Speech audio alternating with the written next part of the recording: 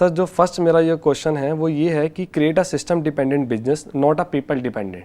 कई बार क्या होता है कि मैं भी एक कंपनी रन करता हूँ अपनी, तो जो भी मेरे एम्प्लॉयज़ हैं जो कुछ भी वो करते हैं, कई बार क्या होता है कि सर मैं उनके साथ इन्वॉल्व हो जाता हूँ। तो उस वहाँ से हटकर मुझे अपना ध्यान जो है अपकमिंग प्रोजेक्ट्स पे, जो बड़े बड़े प्रोजेक्ट्स मुझे और लाने अपनी कंपनी के लिए, तो वहाँ पे मैं कैसे काम करूँ कि जो सिस्टम है पूरा का पूरा वो मतलब पीपल डिपेंडेंट सिस्टम नहीं होना चाहिए। एक सिस्टम होना चाहिए कि मुझे हर एक चीज़ अपडेट रहे टाइम टू टाइम।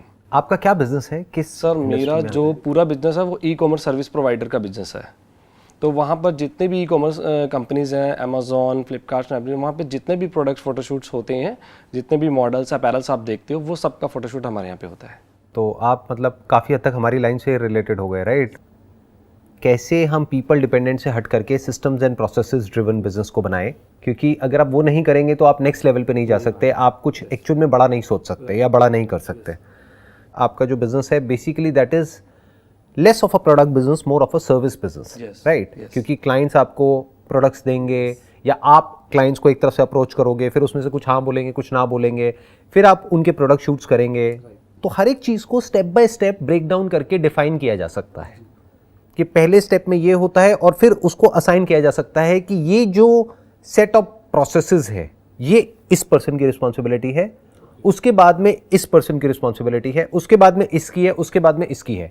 तो कहीं पर भी कोई गूफअप होता है या कहीं पर भी कुछ गड़बड़ होती है तो आप इमीडिएटली जा करके उस पर्सन को पकड़ सकते हैं। और अगर गलती ऐसी है जो किसी पर्सन ने नहीं करी है, वो फ्लॉ सिस्टम में है, तो आप सिस्टम को चेंज करेंगे।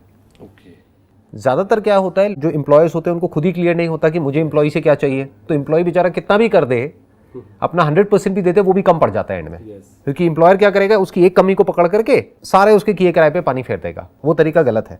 एक सही तरीका क्या है काम को करने का, कि आपको पहले कम्युनिकेट करना है कि एग्जैक्टली आपसे क्या एक्सपेक्टेड है, और अगर आप ये जो एक्सपेक्टेड है इससे बेटर करते हो तो that means you are performing very good in this company. अगर जो आपसे एक्सपेक्टेड है आप उतना भी नहीं करते हो, you are not performing good in the company. तो हर एक चीज को स्टेप बाय स्टेप आपने कन्वर्ट कर दिया, राइटिंग में कन्वर्ट कर दिया। अब अगर कोई प्रॉब्लम आती है तो वो जो राइटिंग में आपने सिस्टम्स एंड प्रोसेसेस की एक फाइल बनाई है या जो बुक बनाई है उसमें चेंजेस करने हैं। लोगों को नहीं बोलना है कि तुम्हारी गलती है, तुम्हारा ये है, तुम्हारा वो है। ऐसा एक प्रोसेस बना देना है कि किसी को बोलने की जरूरत ही ना पड़े। जैसे मैंने देखा है यहाँ पे एक बड़ा एक कॉमन एक कल्चर देखा है इंडिया में। यहाँ पे क्या होता है कि जब कोई लेट आता है ऑफिस में, तो जो सीनियर है या जो बॉस है वो आकर के उसको बोलते हैं क्या हो गया, आज लेट क्यों आए, आज फिर लेट आ गए, ये वो। ये बड़ा ही बेवकूफ़ों वाला तरीका है काम को करने का। क्यों? क्योंकि आपको पता है कि अगर सामने वाला लेट आएगा तो why don't you create a process, और फिर जो फ्रीडम है वो एम्प्लॉय को दे दी कि भाई आप महीने में 2 बार इतना लेट आ सकते हो, और तीसरी बार आप इतना लेट आ सकते हो, मानो 2 बार आप 10 मिनट तक लेट आ सकते हो, तीसरी बार आप आधा घंटे तक लेट आ सकते हो, चौथी बार आप 2 घंटे तक लेट आ सकते हो। अगर उससे ज़्यादा आप लेट आते हो तो इतना पैसा आपका कटेगा, जिससे आपको भी प्रॉब्लम ना हो और कंपनी को भी प्रॉब्लम ना हो। It has to be a win win situation, तभी वो कंपनी ग्रो करेगी। राइट। कई बार क्या होता है कि work on your business not in your business. कई बार जो मैंने अभी आपको बताया कि मैं उनके साथ इन्वॉल्व हो जाता हूँ और जो चीज़ें मैं करना चाहता हूँ आगे उसमें नहीं कर पाता हूँ, मैं उसी के अंदर इन्वॉल्व रहता हूँ। तो मैं चाहता हूँ कि बिल्कुल हटकर मैं कुछ सोच सकूँ, उसका जवाब अपने वैसे मेरे को दे ही दिया है सर। इसमें एक और बात आप ध्यान रखिए, एक बहुत बड़ा ट्रैप होता है जहाँ पर जा करके हर एंटरप्रेन्योर फंसता है। मैं भी फंसा हूँ पास्ट में। वो क्या होता है कि हम हर काम को परफेक्शन से करना चाहते हैं। तो अगर फॉर एग्जांपल कोई है जो एक पर्टिकुलर काम को कर रहा है या कर रही है, तो आप क्या चाहेंगे कि वो बिल्कुल परफेक्ट होना चाहिए, उसमें कहीं कोई गलती नहीं होनी चाहिए, जैसे आप खुद करते हैं वैसे ही वो करे, राइट? तो as far as your supervising from a distance is concern, that is okay, but if you are getting involve in their day to day task, then the problem is कि अब वो इनिशिएटिव लेना बंद कर देंगे। जब आप उनके सर पे खड़े हैं तब तो वो काम करेंगे, जब नहीं है तो काम नहीं करेंगे। तो it has to be, again I am saying that, कि वो बेसिकली बिल्कुल क्लियर होना चाहिए कि आज आपसे क्या एक्सपेक्टेड है, इस वीक में आपसे क्या एक्सपेक्टेड है, अगले 1 साल में आपसे क्या एक्सपेक्टेड है। That must be very very clear to you and to them, ताकि उनको क्लियर पता हो कि अच्छा काम मतलब क्या और बुरा काम मतलब क्या, ताकि फ्यूचर में अगर आपको किसी को निकालना भी पड़े अपनी कंपनी से तो you must give a proper reason, a proper explanation कि बेसिकली ये प्रॉब्लम थी जो यहाँ पर ये लिखा हुआ था, इसकी वजह से हमको ये एक्शन लेना पड़ रहा है। कई बार एक्शंस लेने पड़ते हैं। जैसे कुछ चीज़ें हैं जिसको आप टॉलरेट नहीं कर सकते अपनी कंपनी में, अगर उसको आप टॉलरेट करते हैं तो क्या होगा, पूरा का पूरा सिस्टम ही खराब हो जाएगा। जैसे बोलते हैं ना, एक मछली पूरे तालाब को गंदा कर देती है। फॉर एग्जाम्पल, कोई है आपकी कंपनी में जो फीमेल से ढंग से बिहेव नहीं कर रहा है, तो वहां पे कोई कॉम्प्रोमाइज नहीं होना चाहिए। Immediately you have to set an example for everybody else, so that women feel safe and secure in your company. या कोई फॉर एग्जाम्पल चोरी करता है आपकी कंपनी में, या कोई किसी तरीके से चीज़ों को बहुत ज़्यादा मैनिपुलेट करता है, चाहे फाइनेंशियली या अदरवाइज, तो you have to take action. पहले उसको वार्निंग दी, अगर उसके बाद भी वो नहीं समझा है, नहीं समझी है, तो you have to take an action. जैसे जो सड़कें हैं, अगर वहाँ पर कोई भी रूल्स को फॉलो ना करे तो कायदे से एक पनिशमेंट होनी चाहिए। अगर कोई रूल्स ही ना हो, या रूल्स तो हो नाम के लिए बट उसको कोई सुपरवाइज ना करे या कोई मॉनिटर ना करे, तो गन मच जाएगा। तो there must be rules and there must be proper governance in order to check कि उन रूल्स के अकॉर्डिंग काम हो रहा है या नहीं हो रहा है। अगर रूल्स से एम्प्लॉइज को प्रॉब्लम है तो सुनो, समझो और रूल्स को चेंज करो। But once they say this is fine, then they have to follow those rules. Sir कई बार क्या होता है कि जैसे कि आप बता रहे हो कि मैं कई बार ये सोचता हूँ कि हम कभी भी बाहर होते हैं, जैसे हम किसी वेकेशन पे चले जाते हैं, कभी हम परेशान होते हैं तो एम्प्लॉयज़ के साथ तो नहीं वो कर सकते, हम कहीं बाहर चले जाते हैं जिससे मूड वगैरह फ्रेश हो जाता है। तो उस केस में क्या हम एचआर या कोई सीनियर्स को वो पावर दे सकते हैं डिसीजंस की, कि बाद में ऐसा ना लगे हमें कि यार अगर मैंने उसको बोला कि अगर आप कोई डिसीजन ले रहे हो तो आप सोच समझ के लेना, अगर मैं बाहर हूँ, मेरा फ़ोन स्विच ऑफ है, तो आप डिसीजन ले लेना। कई बार सिचुएशन ऐसी होती है, कोई क्लाइंट है या कुछ भी है, तो बाद में जब मैं आऊँ और मुझे ऐसा नहीं लगना चाहिए कि यार ये आपने गलत कर लिया, तो उस केस में क्या करना चाहिए? कोई भी डिसीजंस जो भी लेने हैं उसका एक FAQ बनाते चले जाओ। अच्छा, बेसिकली जो भी प्रॉब्लम्स आती है ना एक पर्टिकुलर बिजनेस में, आपका जो बिजनेस है जी, उसमें अगर आप ध्यान से ऑब्जर्व करेंगे तो जो प्रॉब्लम्स होती हैं वो गिनी चुनी 8-10 ही होती है, वही बार बार आ रही होती है। तो अगर आपको बिजनेस करते हुए मानो 5 साल हो गए हैं तो आपको पहले ही पता है कि वो 5-10 प्रॉब्लम्स क्या हैं। अब प्रॉब्लम क्या होती है, हम अपने हाथ में कंट्रोल रखना चाहते हैं, हम चाहते हैं कि कुछ भी हो मेरे से पूछ करके करो। वो होना ही नहीं चाहिए, तभी तो सिस्टम ड्रिवन होगा कि चाहे बड़ा डिसीजन है चाहे छोटा डिसीजन है, अगर ये हुआ तो ये होना है, फिर चाहे मैं हूं चाहे आप हो, तो उससे क्या आपके ऊपर भी प्रेशर नहीं आएगा, बार बार आपको भी नहीं सोचना पड़ेगा। राइट। कि अगर फॉर एग्जांपल कोई क्लाइंट आता है और वो बोलता है कि ये चाहिए मुझे या मैं ये चाहता हूं, तो आपको पहले ही क्लियर होना चाहिए अपने माइंड में कि ये हमें करना है या नहीं करना है, ओके, ये हमारी विजन में फिट होता है नहीं होता है। अगर नहीं होता है तो आपने इमीडिएटली उसको मना कर दिया, उनको आपसे पूछने की जरूरत नहीं है, चाहे कितना भी लॉस हो जाए बिजनेस में। Okay, that you need to define it, वो तो खुद ही डिफाइन करना पड़ेगा, नहीं तो अगर वो बार बार आपसे पूछने लगे तो आप भी पागल हो जाओगे, हम भी पागल हो जाएंगे। और प्लस जो इंप्लॉइज हैं वो कंफ्यूज हो जाएंगे, वो कहेंगे कभी ये बोलते हैं कभी वो बोलते हैं, चक्कर क्या है, अब हम क्या करें। तो वो क्या करेंगे, वो अपना दिमाग लगाना बंद कर देंगे।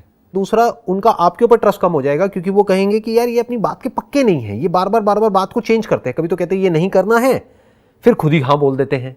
जब बड़ा ऑर्डर आ जाता है, यानी लालच ज्यादा है तो हाँ, और अगर लालच कम है तो ना, ये क्या बात हुई, right? That has to be very clear whether it is aligned with the values of your company or it is not. If it is not, it has to be a no. For example, हमारी company में जैसे आप basically क्या करते हो, आप customise shoots करते हो, हमारी कंपनी में हम कस्टमाइज नहीं करते हैं। तो अगर कोई क्लाइंट हमारे पास में आएगा और वो कहेगा कि भाई हमारा बजट है 20 लाख रुपए का, 50 लाख रुपए का, 1 करोड़ रुपए का, लेकिन आप ये कस्टमाइज शूट कर दो, तो अब चाहे वो मेरे से पूछे चाहे हमारी कंपनी के किसी और एम्प्लॉय से पूछे, चाहे वो जूनियर है चाहे सीनियर है, ना है तो ना है, ये क्लियर है, तो कोई कंफ्यूजन ही नहीं है, उनको मेरे से पूछने की जरूरत ही नहीं है, ये राइटिंग में उनके पास में है। सर मैं ये पूछना चाहता हूँ कि अगर अब जैसे कि मैं अपना दूसरा एक बिजनेस स्टार्ट करना चाहता हूँ, जैसे कि मैं अपनी एक नई फर्म स्टार्ट करना चाहता हूँ, या वो इसी काम से रिलेटेड हो, या वो कोई रेस्टोरेंट हो या कोई अदर स्टूडियो हो, तो मैं अपने टाइम को मैनेज कैसे करूँ उस केस में? टाइम को मैनेज करने का जो तरीका होता है ना, वो ये है कि आपको और लोग चाहिए जो आपसे बेटर हो उस काम को करने में। एक्चुअल में एंटरप्रेन्योरशिप का मतलब ही यही है, you need to create a team which is much better than you. You need to empower people in such a way कि वो बेसिकली एक छोटे से एस्पेक्ट में स्पेशलाइज्ड हो जाए और वो आपसे लाख गुना बेटर हो जाए, और उन सबको मिला करके जो बनेगा ना, वो आप सपने में भी ना सोच सके करने का, तब आप कह सकते हो कि अब आप एक अच्छा बिजनेस कर रहे हो। Real entrepreneurship means to find people who are passionate about doing something और फिर उनको हैंड ओवर कर देना, और सिर्फ दूर से एक नजर रखना, यानी कि एक रिपोर्टिंग सिस्टम रखना कि हमें पता हो कि जो हमारी विजन है वो उनके एक्शन से अलाइंड है या नहीं है, और पूरी तरह से कंट्रोल उनके हाथ में दे देना। फॉर एग्जाम्पल, अभी आप एक बिजनेस कर रहे हैं, अब आपने एक और बिजनेस किया, तो उस बिजनेस के कोई और हेड है। हो सकता है आपकी एग्जिस्टिंग टीम में से आपको किसी के अंदर वो क्वालिटीज नजर आ रही हो, या वो पर्सन उस बिजनेस को हेड करना चाहता है। जैसे अभी आपने कहा कि हम फोटोग्राफी का कर रहे हैं, अब साथ में हम रेस्टोरेंट ओपन करना चाहते हैं, तो हो सकता है आपकी इसी टीम में से आपको एक पर्सन नजर आए जो बहुत ही सिंसियर है काम को लेकर के, और आप उसको बुला करके उससे पूछते हो कि भाई देखो ऐसा मैं कुछ सोच रहा हूँ, do you want to head that department of our company. तो उसको वहां से हटा दिया, उसको वहां पे फिट कर दिया, क्योंकि वो भी वही चाहता है, उसकी जगह पे कोई और नया पर्सन आ गया। और सर इसमें कई बार क्या होता है कि ज़रूरी नहीं है कि वो मेरे आसपास ही हो, Right. पर्सन है, चाहे वो मेरे एम्प्लॉय टीम, मेरी फैमिली, चाहे मेरे पार्टनर्स है, कोई भी हो, कई बार डिफरेंट लोग भी ढूंढने पड़ जाते हैं व्हाई नॉट उसके लिए। लेकिन उसमें फिर सर ट्रस्ट की बात आ जाती है कि मैं जितना मैंने रिसर्च वर्क करा है कुछ एक नया स्टूडियो ओपन करने के लिए या वो करने के लिए, अब मैं सोचता हूँ कि मैं किसी और को दूँ, मतलब आप इसके ऊपर काम करो, मैं इस टीम में काम कर रहा हूँ, और कहीं ना कहीं गड़बड़ हो जाए, कुछ हो जाए, तो फिर वही अगेन चीज़ें दिमाग में घूमती रहती है। इसीलिए मैंने कहा ना कि बेसिकली आप किसी नए को पूरी तरह से हैंडओवर नहीं कर सकते, पुराने के किसी ना किसी तरीके से उसमें इन्वॉल्वमेंट होनी ज़रूरी है, क्योंकि उसको पता है कि आपकी विजन क्या है।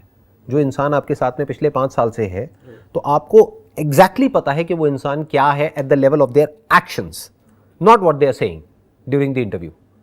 क्योंकि आप किसी नए से मिलोगे इंटरव्यू में तो सब कुछ अच्छा ही बोलेंगे, उनसे पूछो what are your strengths and weaknesses, तो वो अपनी वीकनेस को भी ऐसे बताएंगे जैसे कि उनकी बहुत बड़ी स्ट्रेंथ है। My weakness is that I am a workaholic, that I am a perfectionist. अच्छा, ये वीकनेस है। तो इस चीज को ध्यान में रखना है कि इसको नहीं देखना है कि वो बोल क्या रहे हैं, इसको देखना है कि वो कर क्या रहे हैं, एक्चुअल में उनकी लीडरशिप क्वालिटीज अच्छी हैं या नहीं है, एक्चुअल में वो टीम प्लेयर हैं या नहीं है।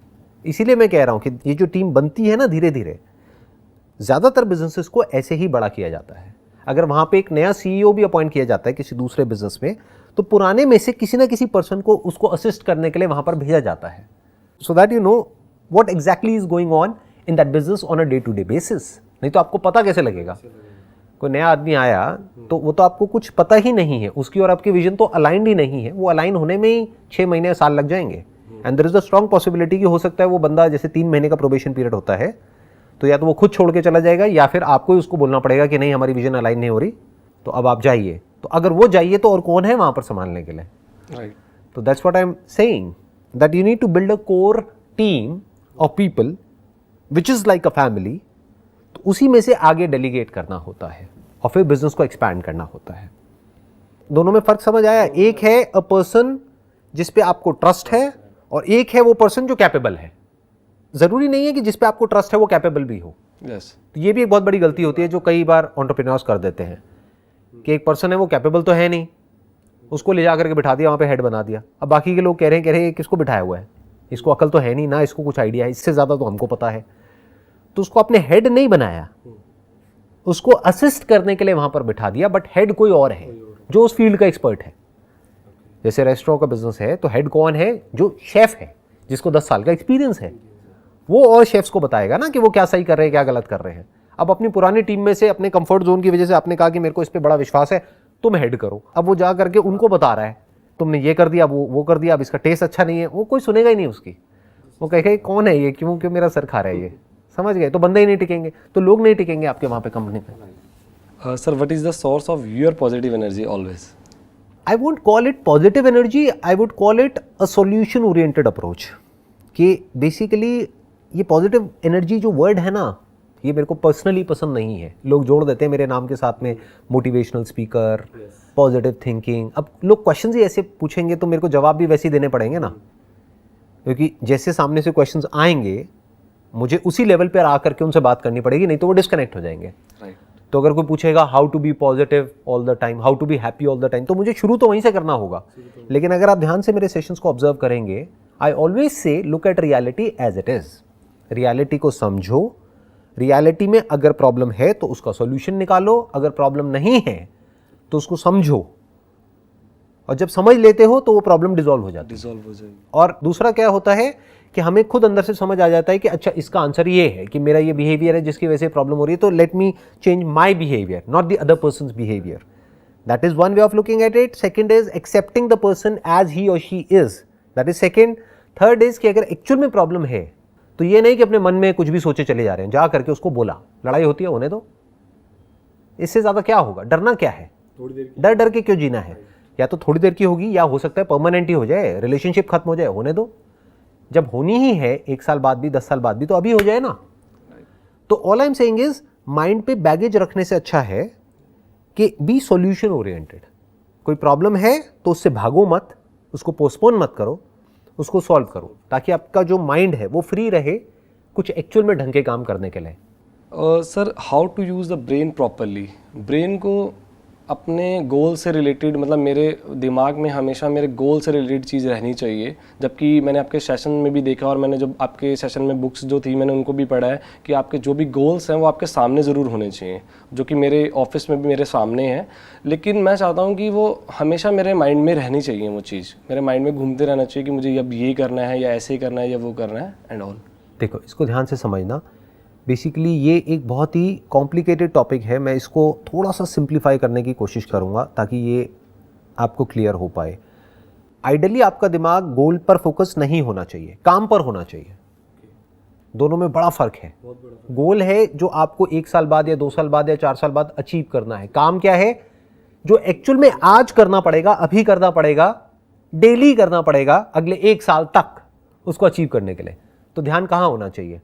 प्रेजेंट, अभी इस मूवमेंट पे होना चाहिए। गोल बैक ऑफ द माइंड होना चाहिए, सबकॉन्शियस में होना चाहिए, या ये कह लो लिख करके हमने कहीं लगा दिया है, बट हमारा पूरा जो फोकस है आज पे होना वो अभी पर होना चाहिए, इस मूवमेंट पर होना चाहिए। वो जो अभी हम जो काम कर रहे हैं उस पर होना चाहिए कि उसको हम बेटर कैसे कर सकते हैं। वैसे लोग कहते हैं कि एंजॉय एवरी मोमेंट, हर एक मोमेंट को एंजॉय करो। कैसे? हमेशा हर हाल में चीज़ों को एंजॉय करना इतना इम्पोर्टेंट नहीं है जितना कि एक प्रॉब्लम की जड़ तक जाना इम्पॉर्टेंट है और उसको जड़ से सॉल्व करना इम्पॉर्टेंट है, और वो कई बार पेनफुल भी होता है। तो एंजॉयमेंट कहाँ आया? जैसे फॉर एग्जांपल, आपके किसी दांत में एक्चुअल में बहुत बड़ी प्रॉब्लम है, आपने जाकर के एक डेंटिस्ट से डिस्कस किया, उन्होंने कहा कि भाई दांत को निकालना पड़ेगा और कोई ऑप्शन है ही नहीं। तो जब निकालोगे तो दर्द होगा ना, इंजेक्शन भी लगेगा और वो भी होगा, और कुछ दिन तक प्रॉब्लम भी रहेगी, इन्फेक्शन ना हो उसके लिए एंटीबायोटिक्स भी खानी पड़ेगी। तो उसमें एंजॉय क्या है? पेन ही पेन है, दर्द ही दर्द है। अगर आप एक्सरसाइज नहीं करते हो, जिम ज्वाइन करोगे, तो वहां पे एंजॉयमेंट कहाँ है? क्योंकि जिम एक्चुअल में तो बोरिंग ही है ना, बोरिंग ही है। उसमें एंजॉयमेंट क्या है? Exceptions are always there. कुछ लोग हैं जिनको मजा आता है जिम करने में, बट ऐसे बहुत कम है। उसमें मजा नहीं आता है। उसमें बेसिकली क्या होता है? दर्द होता है, और कई बार बहुत बोरिंग भी होता है। That boredom is also pain, क्योंकि एक ही सेट को हम बार बार रिपीट कर रहे हैं और रिजल्ट आने में अभी 1 साल बाकी है। तो उसमें मजा कहाँ है? वो तो पेन है। या अपनी किसी पुरानी आदत को आप बदलने की कोशिश कर रहे हैं, तो उसमें मजा कहाँ है? उसमें तो दर्द है। किसी की डेथ हो गई है, उसके बारे में आप सोच रहे हैं या वहां से बाहर निकलने की कोशिश कर रहे हैं, उसमें मजा कहाँ है? उसमें तो दर्द है। हम क्या बोलते हैं? दर्द नहीं होना चाहिए, मुझे तो मजा आना चाहिए। मजा नहीं आएगा उसमें। You have to accept it as a part of life. As enjoyment is a part of life, so is pain. As pleasure is a part of life, so is pain. But if that pain in the short term is giving you something big in the long term, so you must choose that pain instead of enjoyment. कुछ भी बदलना painful होता है, कुछ भी create करना painful होता है, उसमें मज़ा थोड़ी आता है। बिजनेस शुरू करने में मज़ा थोड़ी आता है, पेनफुल होता है।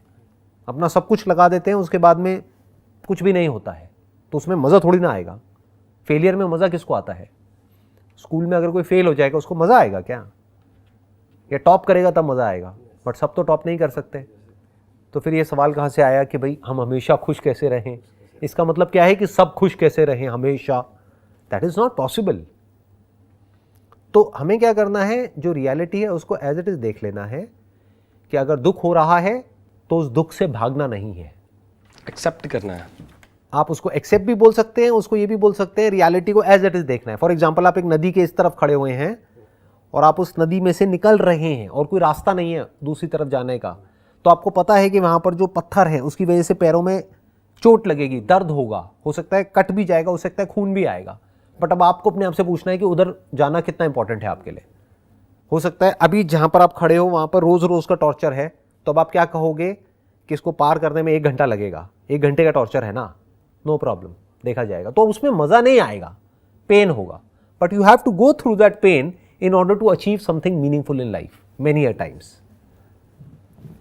सर, मैंने आपका एक सेमिनार देखा था जिसमें आपने एक बुक्स का नाम लिया था थिंक एंड ग्रो रिच। उसमें सर मैंने भी सुना, मैंने भी पढ़ा, लेकिन उसमें वो कहते हैं कि आप जो भी स्टार्ट करना चाहते हो या जो भी आपका गोल है उससे रिलेटेड आपको पता होना चाहिए कि आप कितने टाइम में उसे अचीव करने वाले हो। एक अमाउंट होना चाहिए कि आपको एक फिक्स करना चाहिए कि आप जब वहाँ पहुँच जाओ तो आप पर डे या जो भी आपका पर मंथ है आप इतना अर्न करो। तो मैं ये चीज़ आपसे पूछना चाहता हूँ कि जब आपने स्टार्ट करा था तो आपने ऐसा कुछ करा था? बिल्कुल भी नहीं। मैंने इनफैक्ट अर्निंग के बारे में कभी भी बहुत ज़्यादा नहीं सोचा।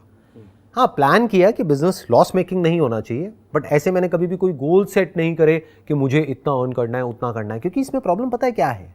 फंस जाएंगे। आप कितना भी सोच लो, अगर एक्चुअल में आपका ध्यान काम पर होगा ना और आप कुछ एक्स्ट्रा ऑर्डिनरी करोगे तो जो आप कमाओगे वो उससे बहुत ज़्यादा होगा जितना आप सोच रहे हो। राइट। ये बात बहुत लोगों के लिए डाइजेस्ट करना बड़ा मुश्किल है, बट अगर मैं अपना एग्जांपल दूं तो जहां तक भी मैंने सोचा था, मैं एक टाइम पे ये सोचता था कि अगर इतना हो गया तो बहुत है, मैं तो फिर उसके बाद में ना बस मज़े आ जाएंगे, ये हो जाएगा वो हो जाएगा। तो जितना भी सोचता था उससे आज बहुत आगे हूँ। तो अच्छा क्या हुआ कि मैंने फालतू की चीज़ें सोची ही नहीं, इसलिए इतना आगे हूँ। अगर मैं यही सोचता रहता कि मुझे यहाँ तक जाना है वहाँ तक जाना है तो मेरी सोच एक लेवल पर जा करके रुक जाती। अभी मेरे माइंड में ना कुछ नंबर्स आ रहे हैं कि अगर मैं यहाँ तक सोचता था तो मैं मैक्सिमम यहाँ तक जा करके रुक जाता, लेकिन ये सारे बैरियर्स तोड़ करके आज मैं कहीं और ही हूँ। क्यों? क्योंकि मैंने कभी इसके बारे में सोचा ही नहीं कि क्या होगा, कितना होगा। बस इशारे में ये बोल सकता हूँ जितना भी सोचा था उससे बहुत बड़ा मैं ऑलरेडी अचीव कर चुका हूँ। सर आपके पास हर एक प्रॉब्लम का सोल्यूशन है। अब जैसे कि मैं आया हूँ और भी लोग Q&A में आते हैं, आपके पास सबके जवाब हैं, तो वो कैसे सर? उसके पीछे एक रीज़न है ना कि जो भी आप मेरे से अभी क्वेश्चंस पूछ रहे हो वो सारे एंटरप्रेन्योरशिप से रिलेटेड है। अगर आप मेरे से कोई ऐसे क्वेश्चंस पूछते जो मेरी लाइन से रिलेटेड नहीं है तो मैं बोल देता मेरे पास में जवाब नहीं है। अगर आप आ करके मेरे से अभी पूछते कि भाई ये एंट्रेंस है उसको मुझे क्रैक करना है, मैं कैसे करूँ, तो मैं कहूँगा मुझे नहीं पता। जा करके अपने प्रोफेसर से पूछो, अपने टीचर से पूछो, या ऐसे किसी इंसान से पूछो जिसने वो क्रैक कर लिया है। आप मेरे से अभी एंटरप्रेन्योरशिप के बारे में पूछ रहे हो, मुझे पता है। माइंड के बारे में पूछोगे, पता है। क्यों? क्योंकि माइंड तो है ना मेरे पास में, एंटरप्रेन्योरशिप मैंने करी है तो मुझे एक्सपीरियंस है प्रैक्टिकल। रिलेशनशिप के बारे में पूछोगे, मुझे पता है, I been in a relationship. तो अगर आप किसी ऐसी चीज़ के बारे में पूछोगे जिससे रिलेटेड मेरे पास में फर्स्ट हैंड एक्सपीरियंस है, तब तो मैं बोलूँगा आपको कि मेरे पास में उसका आंसर है। बट अगर आप मेरे से कोई ऐसा क्वेश्चन पूछोगे जिसकी मेरे पास में हो सकता है थ्योरेटिकल नॉलेज तो है बट कंप्लीट नॉलेज नहीं है, तो मैं इमीडिएटली वहाँ पे बोल दूंगा आपको कि मेरे पास में इसका आंसर नहीं है। सर मैं आपकी डेली रात को अफर्मेशंस, जो सुबह मॉर्निंग की अफर्मेशंस होती हैं, वो सुनता हूँ, जबकि वो आपने कहा था, मैंने आपके सेमिनार में सुना था, वो आपने अपने लिए रिकॉर्ड करी थी। लेकिन वो भी मैं सुबह की भी मॉर्निंग में सुनता हूँ और शाम की भी मॉर्निंग में सुनता हूँ। ये लास्ट है, शाम की मॉर्निंग में सुनते हो? सॉरी। जो सुबह की है वो मैं मॉर्निंग में सुनता हूँ और जो रात की आपकी 7 मिनट कुछ सेकंड्स की है वो मैं रात को सोने से पहले मेडिटेशन के बाद वो सुनता हूँ। तो उसमें कुछ एक लाइनें हैं, बस लास्ट इसको फिनिश करता हूँ। प्लीज़। आज का ये दिन मेरी आने वाली ज़िंदगी का पहला दिन है और मुझे पूरा यकीन है कि ये दिन मेरी ज़िंदगी के सबसे अच्छे दिनों में से एक होने वाला है। आज मैं बहुत खुश हूँ क्योंकि मुझे पूरा विश्वास है कि आज मैं कुछ ना कुछ ज़रूर ऐसा देखूंगा, ऐसा सुनूंगा, ऐसा महसूस करूंगा जो आज से पहले मैंने कभी नहीं किया होगा। और मेरा भी मानना यह है कि जो कुछ भी होता है वो सब अच्छे के लिए होता है। और सर मेरी जितनी भी थिंकिंग है, मेरी जितनी भी मेंटालिटी है, जितना भी मैं इंस्पायर हुआ हूँ just because of you and my mom dad, और इन फ्यूचर में भी मैं जो कुछ भी अचीव करूंगा सर वो just because of you sir. Thank you so much sir, thank you so much. It was my pleasure sir, it was my pleasure. Thank you so much sir.